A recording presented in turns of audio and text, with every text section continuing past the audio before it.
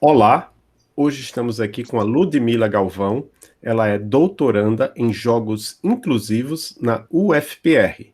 Quem vai entrevistar ela comigo é a professora Maria Cláudia Emer, co-host do Emílias Podcast e coordenadora do projeto Emílias Armação em Bits. Tudo bem, Maria Cláudia?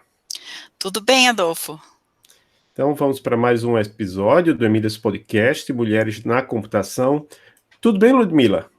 Eu tô ótima, agradeço muito o convite, é uma honra estar aqui participando, né? Mais um podcast do Emílias, adoro o trabalho de vocês, super relevante para a nossa comunidade, né? Nós agradecemos. Eu descobri você, há muito tempo a gente estava querendo entrevistar alguém relacionado à área de jogos, tá? A gente fez algumas tentativas e acabou não dando certo.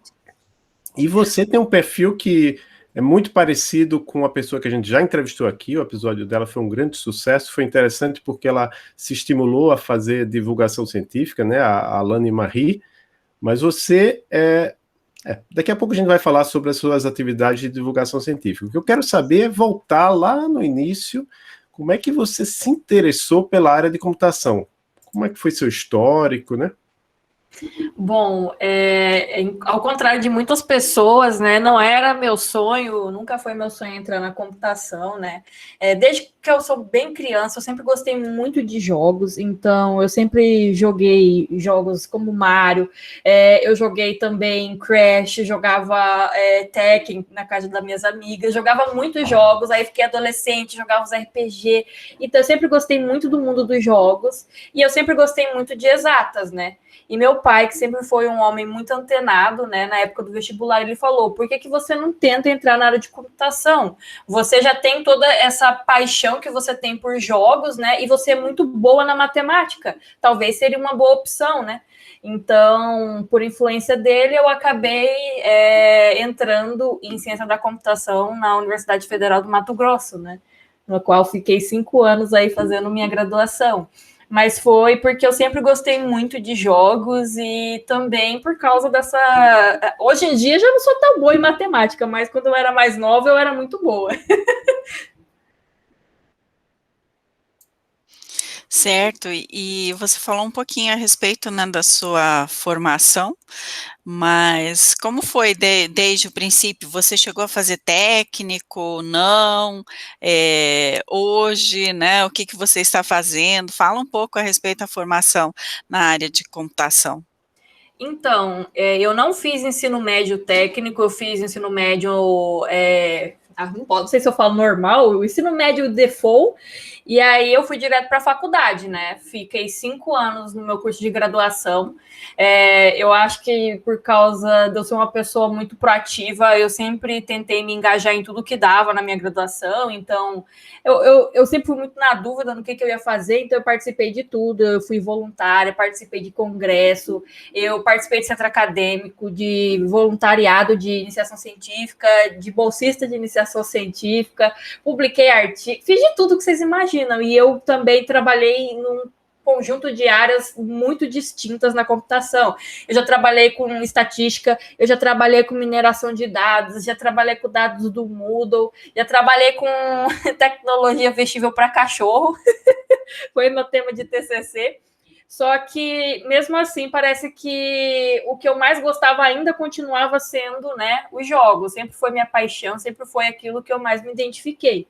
Aí, na graduação, eu acabei publicando um artigo no SVR, né, que é o evento de realidade virtual que envolvia jogos, né, e eu gostei bastante. Falei, poxa vida, essa questão de área acadêmica talvez seja uma boa para mim, porque eu sempre gostei também da área acadêmica de dar aula, sempre fui muito boa para explicar as coisas, eu acho, né? E aí eu falei, eu deveria tentar um mestrado, já que eu gosto tanto de pesquisar jogos, e eu gosto também dessa área de didática, de dar aula, eu deveria tentar um mestrado acadêmico.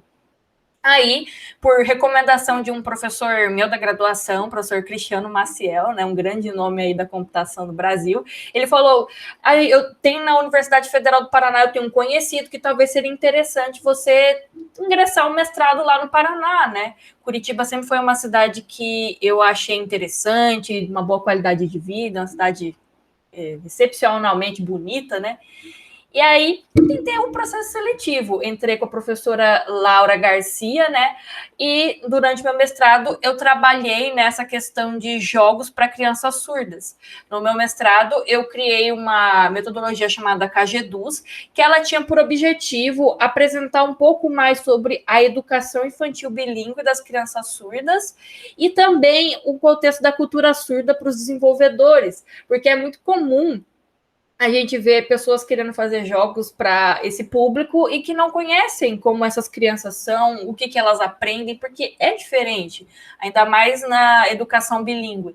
E aí é uma metodologia para conscientização. Aí eu fui direto do mestrado para o doutorado, não teve pausa, assim, nem. Eu literalmente escrevi meu projeto em uma semana e entrei direto no doutorado. E aí, no doutorado agora, eu percebi no meu mestrado que não só adiantava eu conscientizar o desenvolvedor, eu precisava também incluir a criança no processo de criação de jogos, né? Por mais que o desenvolvedor, sim, vai ter uma noção, a melhor pessoa para dizer como que o jogo tem que ser é a criança. Agora, no doutorado, a gente está vendo o que a gente pode fazer para incluir a criança na construção dos jogos, né? A gente está olhando métodos de game design, design participativo, que tem toda essa questão de você dar o poder, né, para o usuário. E atualmente a minha pesquisa é essa: a gente atribui um papel mais empoderador para a criança surda no processo de desenvolvimento de jogos, né? A minha carreira aí acadêmica até agora é isso. Legal, bem interessante. E aí, hoje, né, fazendo doutorado, como é seu dia a dia? Você acaba passando mais tempo em frente ao computador? Conta um pouquinho para nós.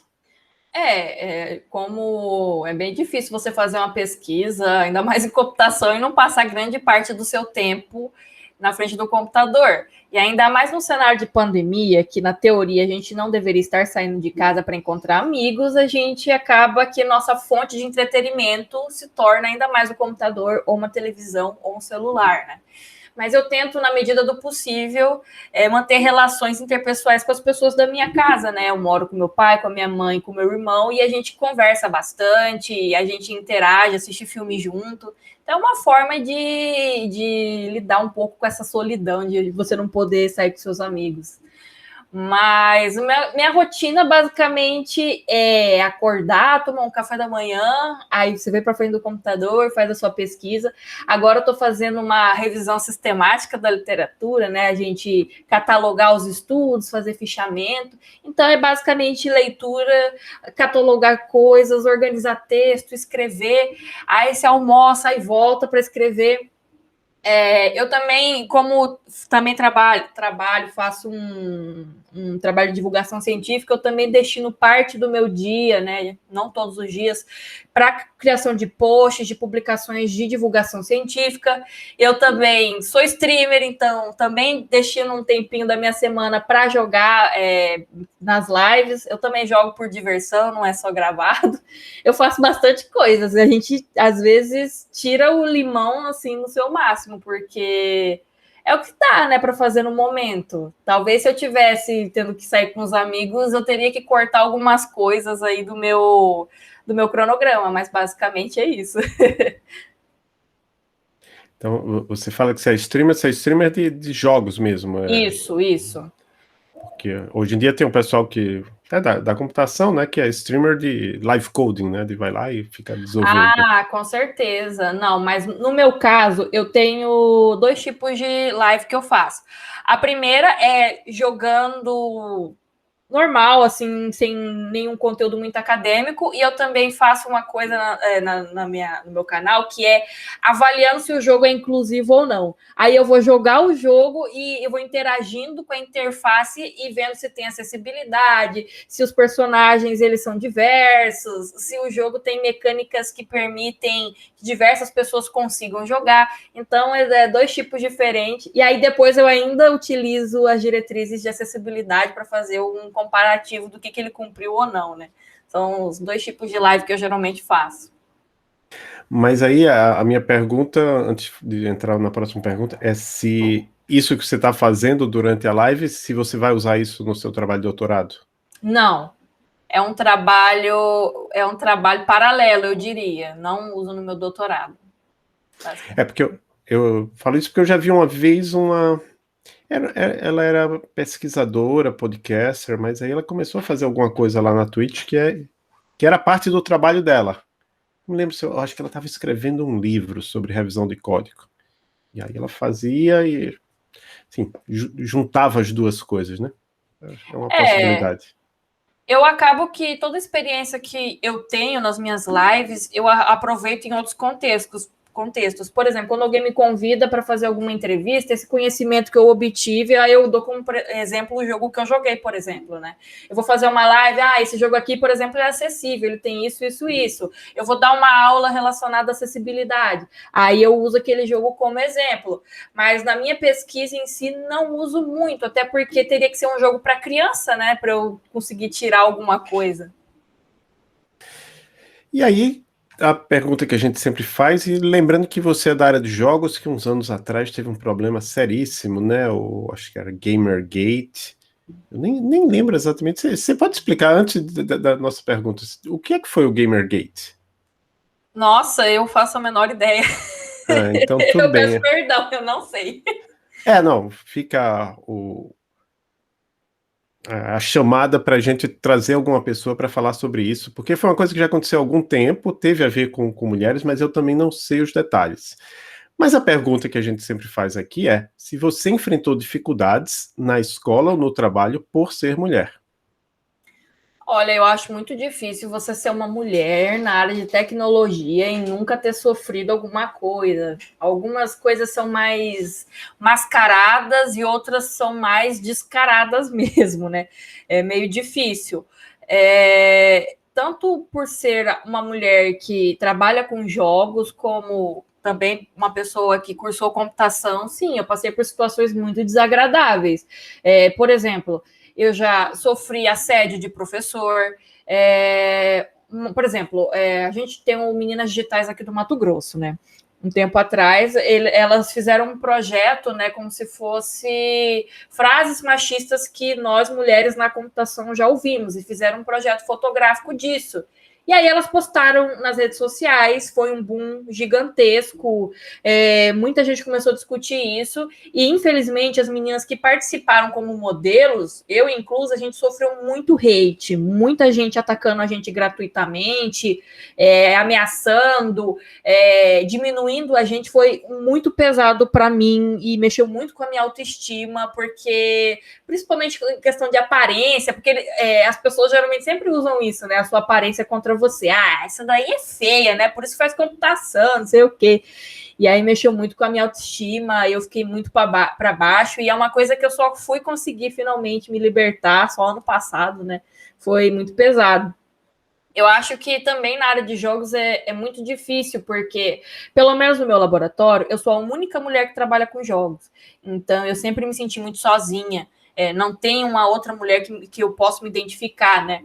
Agora que eu comecei com divulgação científica, ainda bem que eu conheci outras mulheres que pesquisam com jogos, né? Então eu não me sinto tão mais sozinha. Conheci mulheres que são da área da antropologia, da psicologia, da computação, e aí a gente acaba que discute e a gente entende a vivência de ser uma pesquisadora na área de jogos e tudo aquilo que a gente passa, né? Trabalhar com jogos é muito difícil porque o ambiente gamer é muito machista. Então, quando a gente está jogando um jogo, seja num stream, seja por diversão, a gente vai sofrer ataques machistas, né, de gente querendo diminuir a gente. Como pesquisadoras também, a gente sofre bastante o famoso mansplaining, né? Um cara vir querer explicar para você o que você pesquisa. É difícil, mas a gente está aí na luta, tentando como a gente ocupa esses espaços. Por exemplo, vocês estão me entrevistando agora, né? A gente evidenciar isso é uma forma de luta, de resistência. Então, muito obrigada pelo convite, né, da gente poder mostrar essa situação pelas quais a gente passa, né? Muita gente não sabe, mas é triste a vida da pesquisadora de jogos.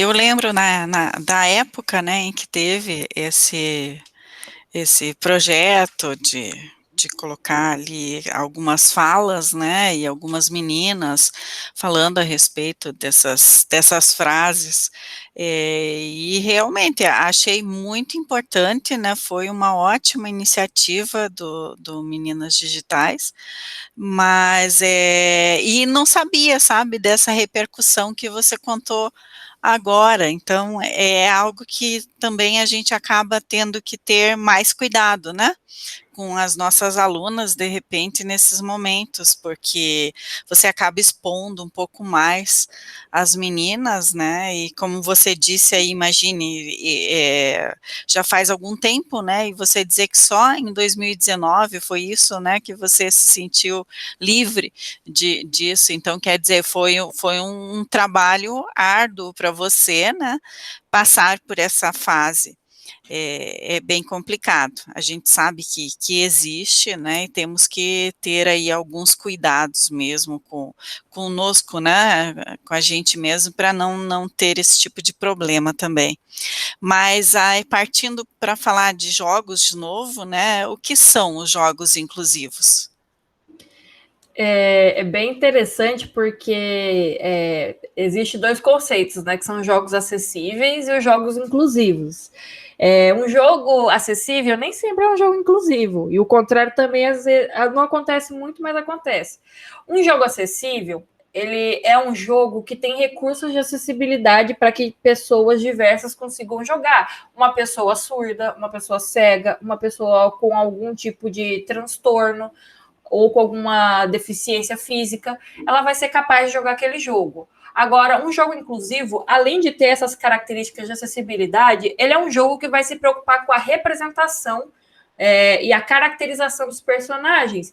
Então, eu ali colocar uma pessoa com deficiência como um personagem, eu colocar uma pessoa com outra raça, além da branca, como personagem, eu colocar personagens LGBTQIA+, como personagem, eu me preocupar com a representação e tratar com respeito também. Porque não adianta colocar esses personagens e tratar eles como chacota ou ficar fazendo piada de mau gosto. É você tratar com respeito e também uma discussão que veio surgindo em relação a jogos empáticos, né? Quando você pega um personagem de alguma minoria e aí a pessoa vai viver a experiência daquilo, é tomar cuidado com essa vivência, né? O que você transmite. Porque muitas vezes a pessoa joga e ela acha que ela já entende pelo que aquela pessoa passa, quando na verdade não, né? Então é a gente tomar cuidado com isso também, não querer fazer essa comercialização de uma experiência dolorosa para um tipo de minoria, um tipo de pessoa, né? Então envolve um estudo, envolve um respeito e envolve, acima de tudo, você conversar com essas pessoas. Não adianta muita gente querer desenvolver um jogo acessível em momento inclusivo e em momento algum você não conversar com uma pessoa com deficiência. Você, por exemplo, não entrevista, vamos supor que tem um personagem trans no teu jogo, você não entrevistar uma pessoa trans ou incluir na tua equipe uma pessoa trans, uma pessoa com deficiência. Infelizmente, o cenário de desenvolvimento, ele ainda não é tão diverso, então são difíceis as mulheres ocupando esses espaços, é difícil uma pessoa com deficiência ocupando esse espaço, uma pessoa assumida LGBTQIA+, assumindo. Então, é todo um ecossistema que tem que ser inclusivo, né? E aí você, além desse seu trabalho todo, porque assim, não é fácil fazer um doutorado, né, para quem acha que, é tranquilo, você tá só, entre aspas, só estudando, não, dá muito trabalho, a pessoa tem que estar preocupada com publicações, participação em eventos, que nesse aspecto eu acho até a pandemia ajudou um pouco, porque vocês conseguem participar online sem ter que ter toda aquela viagem. Por outro lado, não é a mesma coisa que estar participando lá e ver uma pessoa importante da sua área lá, dando uma palestra, e poder ir lá conversar depois. Mas, enfim, você está fazendo várias coisas do seu doutorado, e, além disso, você está presente em várias redes sociais, tanto é que eu te achei no Twitter, e você está fazendo as lives, os streams, e qual é a importância... Em primeiro lugar, você já falou que nem tudo que você faz é divulgação científica, né? Quando você está jogando, Sim. não é divulgação científica, mas eu vi que uma parte é. Então, a pergunta vai especificamente sobre essa parte. qual é a importância da divulgação científica para você? A divulgação científica, não sei se todo mundo que está ouvindo o podcast sabe, né? Ela consiste em você transformar um conhecimento mais técnico, mais específico de uma área, de uma forma mais acessível para as pessoas, né? Então, eu acho importante porque, primeiro, desmistifica, né, o conhecimento daquela área. Muitas pessoas não veem que elas têm a capacidade de estudar aquilo porque é um conhecimento intangível. Então, você deixar ele de uma forma mais sucinta, mais visual, mais simples, faz com que as pessoas tenham vontade de aprender aquilo também. Eu acho que a divulgação científica é importante também, porque é como se fosse um efeito de transparência para as pessoas, né? Muita gente fala, pesquisador não faz nada, né? Muita gente acha que pesquisador só está aí mamando na teta do governo, e eu acho que a divulgação científica é uma forma da gente mostrar que a gente está ali trabalhando, que a gente tem conteúdo para mostrar para as pessoas, é uma forma de transparência para a comunidade, né? Brasileira, mundial, que seja. Eu também considero a divulgação científica uma forma muito importante da gente estimular outros pesquisadores de também quererem apresentar o conteúdo deles, né, a pesquisa deles de uma forma mais acessível. Se a academia não conversa com a comunidade, o conhecimento ele se torna elitizado. E se só a elite tem o acesso ao conhecimento, acaba que cria um monte de estereótipos de pessoas da academia são arrogantes, pessoas da academia têm nariz em pé. E acaba que não tem essa mistura, não tem essa conversa, né? Então, eu acho que a divulgação científica é muito importante para isso. E você até falou da Alane, né? Eu comecei a fazer divulgação científica porque eu tive o exemplo da Alane para mim, né? Eu vi que ela fazia e eu falei, poxa vida, seria muito legal se eu fizesse também. E aí eu comecei a fazer e deu certo, tem muita gente que gosta, tem conteúdo que eu faço que é mais humor, né? Eu gosto muito de trazer o humor, porque a vida já tá difícil, né? Então eu tento apresentar a divulgação científica com um pouquinho de humor. E eu também tenho conteúdo sério, né? Quando eu vou apresentar alguma coisa relacionada à interação humano-computador ou diretrizes de jogos, eu tomo um tom mais sério, né? Tem hora para tudo.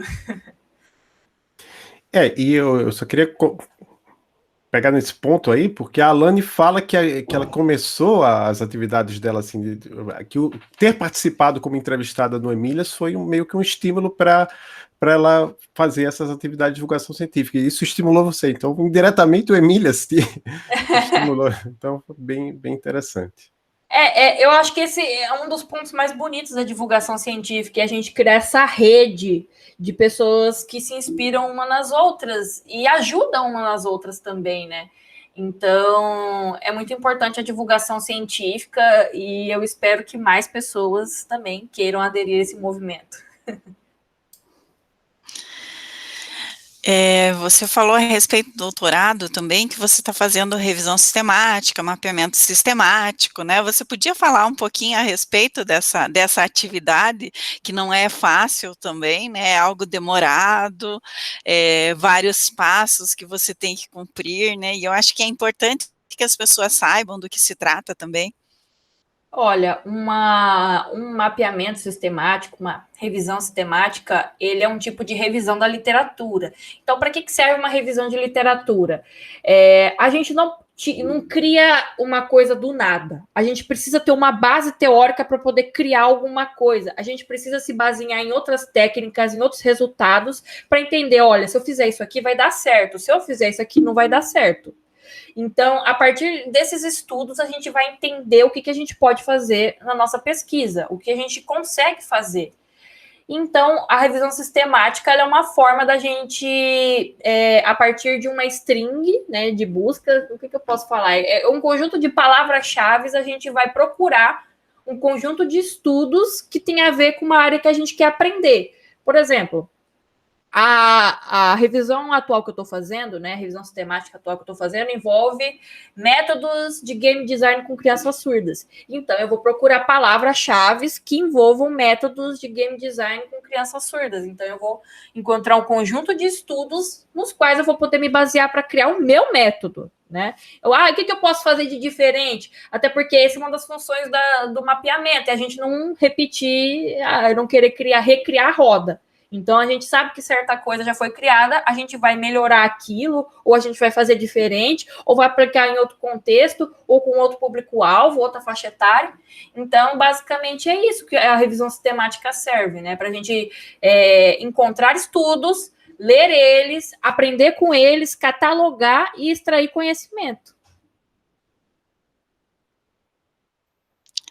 E eu te perguntaria, em termos de número de estudos que você encontrou, né, nessa revisão sistemática, assim, na sua primeira busca, você já tem um número ou não? Olha, assim, é que atualmente eu estou utilizando 4 motores de busca. Então, assim, mais ou menos, está ali na faixa de 800 estudos. É bastante coisa.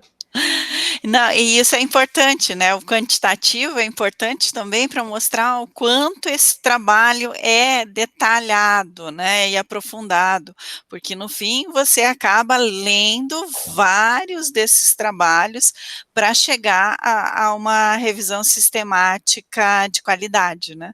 Então, por isso que eu fiz essa pergunta para você. Mas aí, mudando um pouquinho de assunto, você participa de algum grupo de apoio para mulheres na computação, ou talvez já tenha participado? Olha, na minha graduação, eu não era do Meninas Digitais, mas sempre quando elas tinham alguma iniciativa aqui da Mato Grosso, eu participava de eventos, de workshops, sempre estava ativa. Se precisavam de alguma ajuda por fora, eu também ajudava. Atualmente, eu sou voluntária no Brazilians in Tech, né?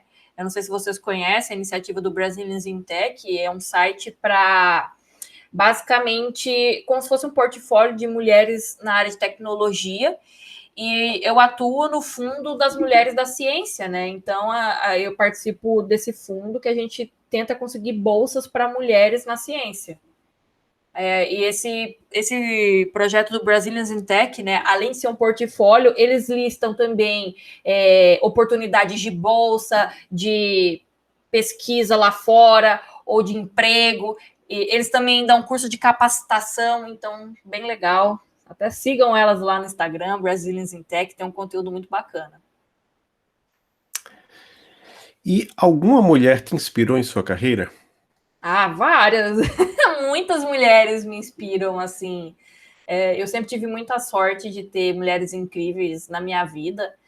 Além da minha mãe, né, que é uma mulher muito forte, muito guerreira, que sempre me inspirou. Eu posso falar, por exemplo, a professora Karen Figueiredo. Eu com certeza vocês conhecem, um grande nome dos Meninas Digitais. Ela sempre foi uma mulher que lutou contra o machismo, ela sempre foi muito guerreira, uma mulher muito inteligente, muito perseverante, e com certeza eu me inspirei demais nela.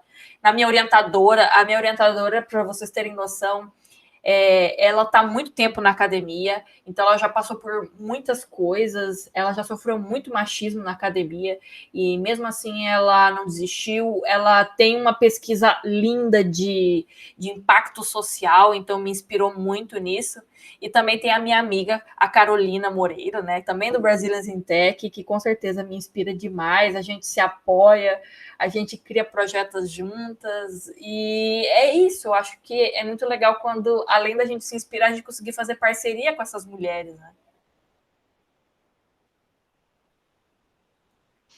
Com certeza.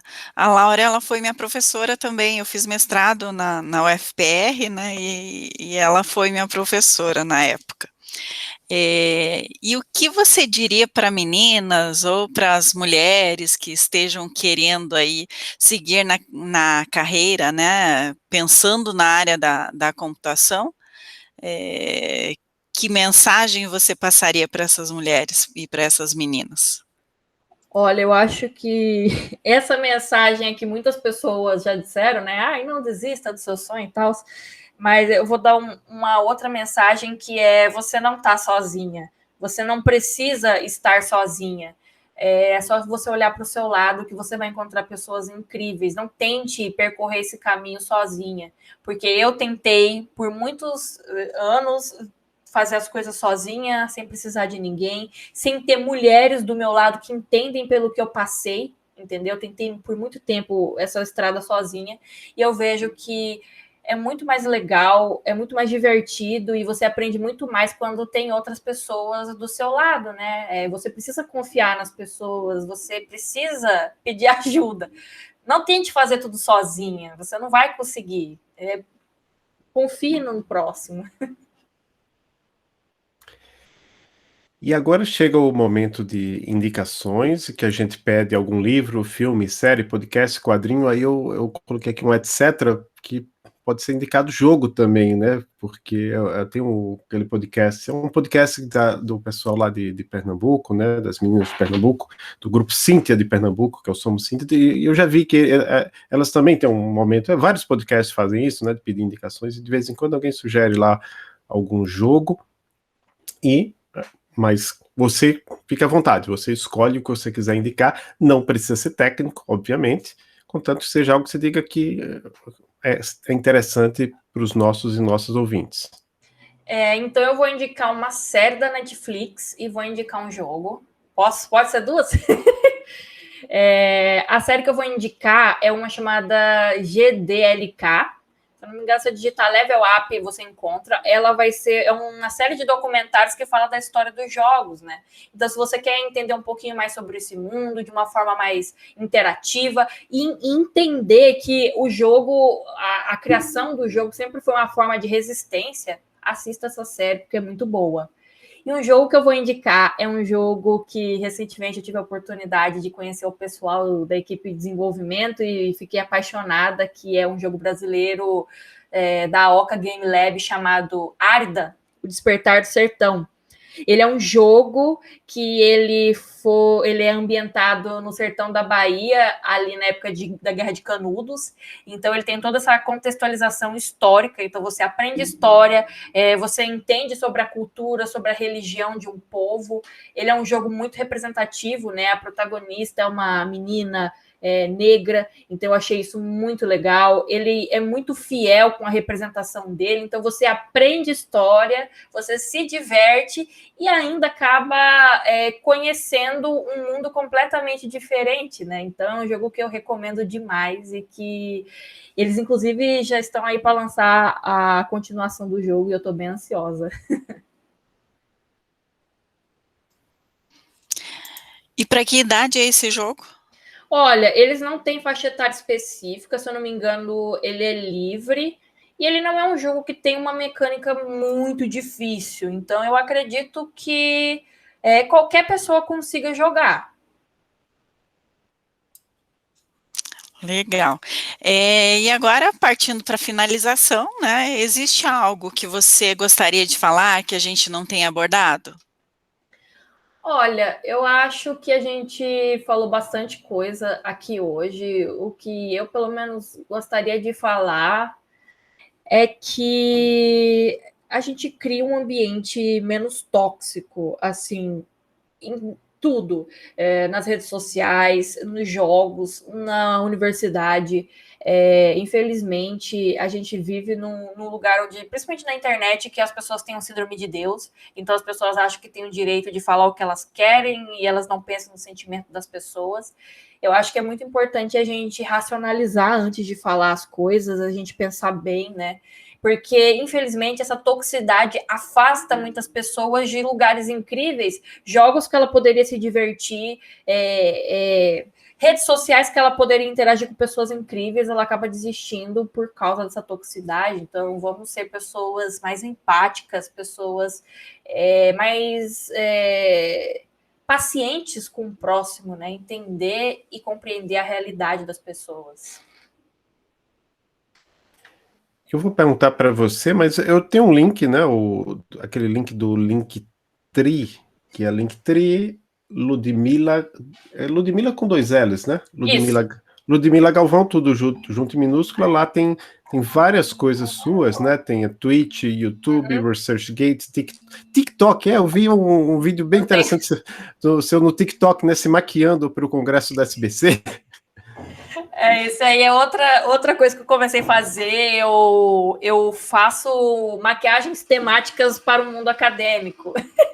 Então, aí eu crio toda uma história e eu falo de uma forma engraçada. Então, a galera gosta bastante. Legal, então eu vou deixar esse link aqui para o Linktree, e aí a pessoa encontra lá, além do TikTok, claro, tem o Instagram e o Twitter, que você já tinha mencionado. Tem mais algum outro link ou página que a gente precise colocar? Olha, eu poderia falar o Lattes, mas o Lattes está caído, né? Caiu, então não tem nem como mandar. É só para o pessoal contextualizar, é que hoje é 27 de julho de 2021 e hoje caiu o Lattes, né? Ninguém está conseguindo acessar o Lattes. Espero que quando isso aqui for publicado esteja de volta, ou que acabem com o Lattes e a gente não precise mais atualizá-lo. Tem algum sistema. Já pensou que maravilha se tivesse algum sistema que, por exemplo, toda vez que a gente diz para a universidade, ó, vou para o congresso, aí quando você volta e diz, fui para o congresso, ele já atualizasse automaticamente. Por que que eu preciso ir lá digitar? Eu acabei de participar, acabei de receber de uma professora lá da UDESC, porque eu participei de uma banca de mestrado, uma banca de qualificação de mestrado. Aí vem aquela declaração, né, aquela burocracia. Seria interessante se já tivesse lá num sistema, e, principalmente para o nosso caso aqui, né? Todos nós três aqui estamos ligados a universidades federais. É um sistema só. O Lattes é do sistema federal. Por que a gente precisa ir lá manualmente e digitar? Eu preciso ir lá. No caso de uma banca de qualificação, eu preciso digitar o título da dissertação, o nome da aluna, o nome dos professores que estavam lá juntos. É uma coisa assim surreal, né? E é uma interface pouco intuitiva, né? É uma interface difícil de ser soft. Eu descobri recentemente que a gente pode colocar no Lattes produção técnica. Por exemplo, eu participei de uma live de um podcast, eu posso colocar no meu Lattes? Eu não sabia disso. Então, não tem uma formação acessível ali, né? Infelizmente eu acho que, por exemplo, no seu caso, não sei se quando você se formar vai querer prestar concurso, eu acho que ainda não vale nada a produção técnica, mas no meu caso, o caso da professora Maria Cláudia, que a gente atua em programa de pós-graduação, isso tem algum valor, né? A produção técnica tem valor, se bem que a computação ela lista 10 tipos de produção técnica que são as que realmente valem. Eu acho que especificamente live, podcast, não estão entre os 10 mais importantes, mas quem sabe um dia isso possa mudar.